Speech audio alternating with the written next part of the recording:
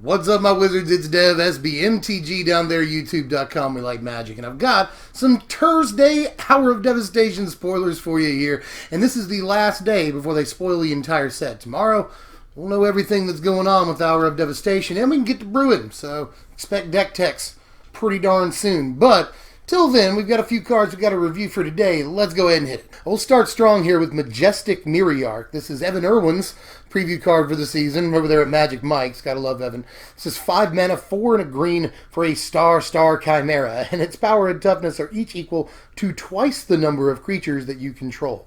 At the beginning of each combat, if you control a creature with flying, Majestic Neary Ark gains flying until end of turn. The same is true for First Strike, Double Strike, Death Touch, Haste, Hexproof, Indestructible, Lifelink, Menace, Reach, Trample, and Vigilance. So it's kind of like a selfish Odric, you know, it doesn't give you like entire team those abilities. Just it, which is totally fine. Like this looks pretty cool, man, and I like that it's one of those bomby green mythics that you're not actually sure is going to see standard play, but it is really impressive. So I will say that these are pretty much all of the relevant keyword abilities, like Hexproof and Indestructible are pretty sweet, and all the other stuff is there too. So I think the creature's cool. Whether or not it actually sees play, I'm not convinced. Although, if you just have like 2 other dudes, you've got a 6/6, so that's good. And if you have a bunch of other dudes, it's enormous. So like in a token strategy, maybe possibly, but you know, you'd have to build around having a bunch of creatures with like a bunch of keyword abilities, and like Odric hasn't been the best standard deck in the world, you know, like it wins F&Ms and stuff, but hasn't been like a really competitive deck. And with this not giving the buff to everything just itself, I really don't see it being like more amazing than Odric necessarily. Let me know if I'm wrong here, because obviously the creature can get freaking enormous, and that's pretty awesome. We got one Aftermath card to look at today. That's Leave to Chance here. Leave is 2 mana, that's 1 and a white for an instant. Return any number of target permanents you own to your hand. And then Chance is 4 mana, that's 3 and a red for a sorcery. With Aftermath, discard any number of cards, then draw that many cards. Now, in the comments to the video on my preview card, Abandoned Sarcophagus, a lot of people pointed out that you could just pop Sarcophagus back to your hand with Leave, and then your cards won't get exiled. You know, like you're cycling dudes that you've played, your creatures are cycling. If they die, they won't exile if you get the Sarcophagus back in your hand. You can also pop stuff back to your hand to be cycled again in that deck, so that seems like a cool interaction, but all in all, I'm not really sure how great of this card is. You know, I do like that it's instant speed. It can save your whole team from a sweeper or something. Oh, that's pretty cool, you know, but I'm not sure that it's better than like Heroic Intervention in that aspect. Although you will be able to repeat Enter the Battlefield effects. That's kind of cool. And there's a lot of stuff you might want to do that with in Standard. And as far as Chance goes, maybe, you know, again, like there's already a Marty Reanimator shell that exists. We did a deck tech on it months ago now, and it's actually not bad. It uses Refurbish to like get gear holds back and stuff. It's a decent deck. And this could go in it because you get to just like let go of a bunch of cards you might want to discard for madness or to put targets in your graveyard, whatever.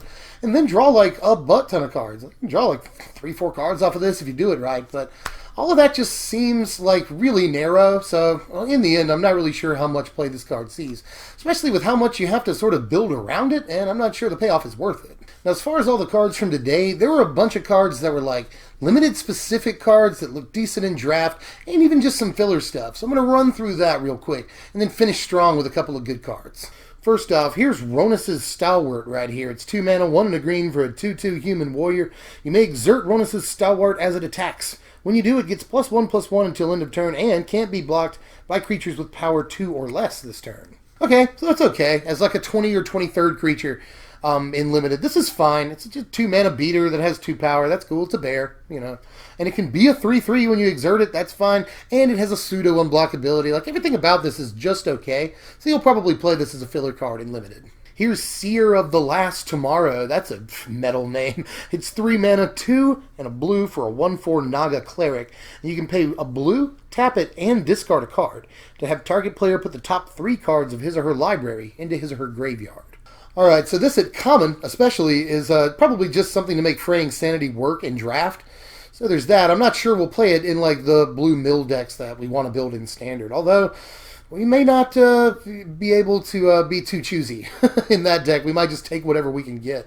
Although there's a number of strong mill cards in Standard already, and I'm just not sure this makes the cut. But in draft, specifically, if you can find a way to build the Fraying Sanity deck, this is definitely going in. Here's Manticore Eternal right here. It's 5 mana, 3 and 2 red for a 5/4 zombie Manticore. That rhymes. It's got a flicked 3, and it attacks each combat if able. It's one of these guys. Solid, likely in limited again, as like just one of your top end creatures. You know, this is probably good in sealed and draft if you're building, you know, especially in draft if you're building a fast deck. This is decent on the top end, but not stellar. Here's Dutiful Service right here. It's the most boring card of the day. It gets that award. It's 4 mana, 3 and a white for a 2/5 zombie with no text other than flavor text. So there's that card. Here's Life Goes On right here. It's just 1 green mana for an instant. You gain 4 life. If a creature died this turn, you gain 8 life. Alright, so gaining 8 life is pretty enticing at instant speed. That's okay. Like one of your dudes dies in combat on your opponent's turn. You can cast this, gain 8, but I just never really am a fan of these cards that gain life and do nothing else whatsoever, you know. Although, like, it might see play in the horse deck. Who knows? But we've already got a bunch of really good stuff that not only gains life, but also does other stuff. And I'm much more a fan of those cards.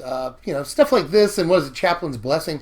I don't really dig on too hard, you know. I want the card to do something other than just gain life. Because, you know, you didn't really get any board presence from that. You're just going to get attacked again and lose all the life, and you've wasted a slot. So I'm not a big fan. Although, again, 1 mana, 8 life that seems almost worth it. But I think it's a trap. I think it's a trap, guys.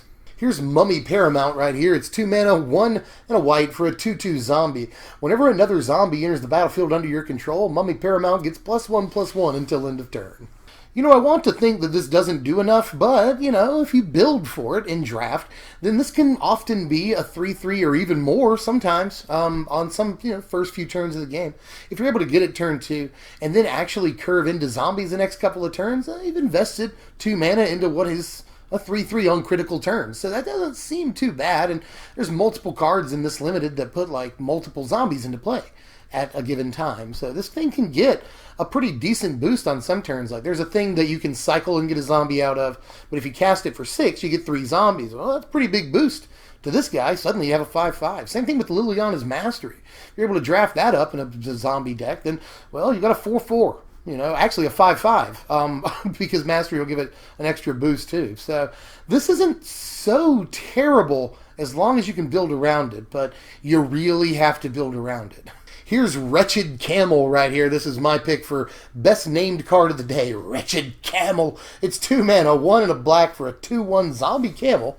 Sweet creature type. When Wretched Camel dies, if you control a desert or there's a desert card in your graveyard, target player discards a card. So this is kind of ho-hum at first glance, but it might be, again, okay in the limited environment. I'm not super sure. Like, black doesn't get, or at least it used to not get, a whole lot of 2 mana, 2 power guys. It gets a lot more of them nowadays. So I'm not sure, although when it does die in combat, being able to make them discard seems at least decent. So I'm not going to count the card out entirely.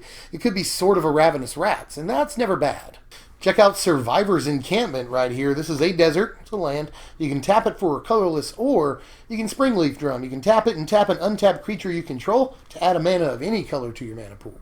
Well, I do like that this is common. That might be cool in Pauper, at least, you know. But I think that Pauper has a number of lands comparable to this already. So I'm not sure how much of an impact it'll have. But at least it's common, and that means that in Pauper, and more importantly, at least for this exercise, draft and limited, you know, at large, sealed, draft, all that. So I think the card is not bad as a mana fixer at all, especially considering this looks like a pretty creature-rich limited. So I like the card all in all. I think that you probably will include it in your mana base. Here's Strategic Planning right here. It's 2 mana. It's 1 and a blue for a sorcery. Boo. Look at the top 3 cards of your library. Put one of them into your hand and the rest into your graveyard. So I certainly hope that this doesn't take the place of Anticipate when Anticipate rotates, because it's not quite as good. You know, it's a sorcery, and that just ultimately, no matter what the text difference is on the card, sorcery just kind of makes it worse than Anticipate. I'd much rather have this at instant speed. And it's not unheard of at instant speed. Things like Grizzly Salvage, you know, totally fine at instant speed. So I don't like that about it. But at the same time, this could definitely see some amount of standard play, one might possibly say, because it dumps stuff into your graveyard, and that's good for certain decks. You know, we have seen some graveyard hate in this set. Always important to point that out. But if you are building around your graveyard, then planning could be decent, and in that, you know, that blue-based, that Solar Flare Reanimator deck that I keep talking about, this is maybe a possible playable, although again, I really hate the sorcery speed on this. And I'll jump back on camera after this card, but first I'm going to show you Sifter Worm here. It's 7 mana, 5 and 2 green for a 7/7 worm with trample. When Sifter Worm enters the battlefield, scry 3, then reveal the top card of your library. You gain life equal to that card's converted mana cost. So that's actually a pretty sweet enter the battlefield trigger. You know, scry 3 in a green deck is really nice, and you'll set yourself up to gain a bunch of life. Especially if you can get another worm on top. Achievement unlocked if you can do that, gain 7 life. But that said, 7 mana is so much. Like, this card will probably not see a whole bunch of play. Although, like, in a budget ramp deck, it might be cool as a top ender, you know.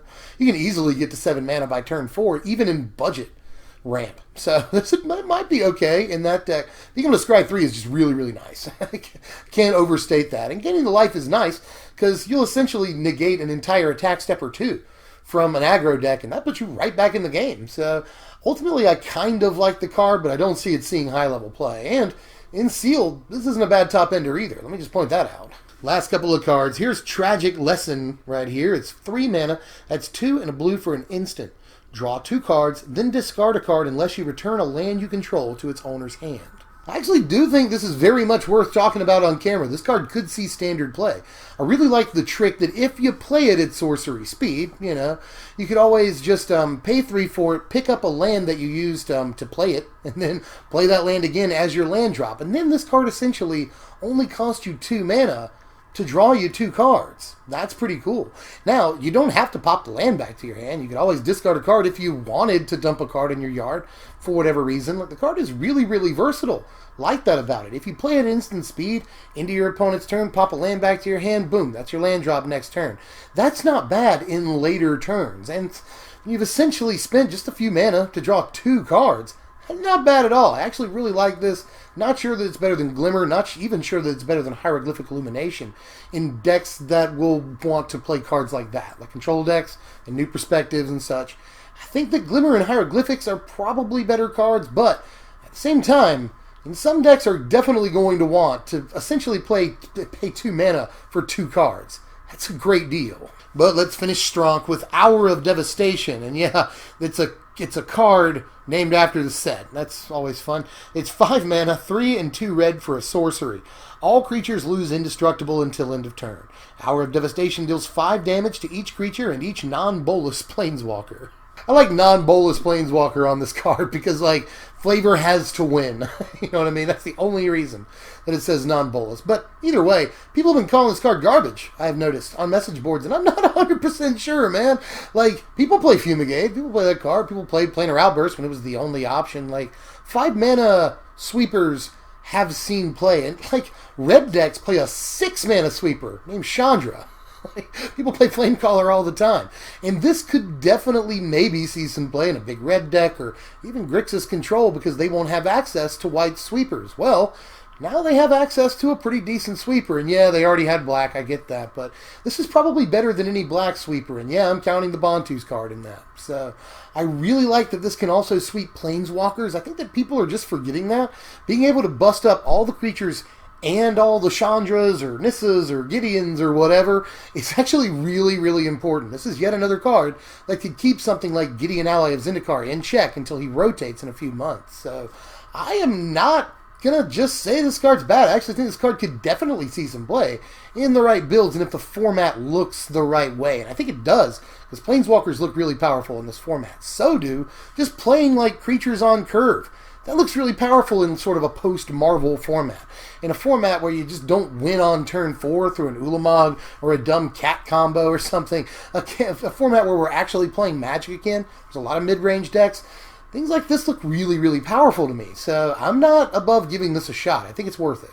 But I'm tapped out for now. That's all the cards for Thursday, and that means we're almost done with this whole set, man. Tomorrow, we'll know what this whole set looks like. And we're probably going to give you like our top 15 or 20 cards from Friday, because they're going to be spoiling like 70 cards or something like that. So I definitely don't have time to do all of those, but we will give you our favorite cards from tomorrow, and then it's brewing time. So got to be doing some deck techs in the next couple of weeks, like a lot of them. So make sure you sub to the channel, hit that bell for the notifications to make sure that you get all the stuff, because there's going to be a bunch of stuff. So make sure you do all that. Like the video if you enjoyed the video, and let me know how you felt about all these cards down there in the comments, because not all of them are draft chaff. There's actually some interesting stuff today, especially that thing that can draw you 2 cards for 2 mana. That looks great. Or 2 cards for 3 mana, you discard a card to dump something in your graveyard, or 2 cards for 3 mana, put a land back in your hand and just play it whenever you go next. Like, it's a really versatile card. I like that thing a lot. So let me know how you felt about Hour of Devastation, the card. You know, is it possible that this could see standard play? I think so, but give me all your opinions because I listen to them. I really do. I care. I'll see you down there in the comments section. I'm Deb from SBMTG. Thanks for watching, my wizards.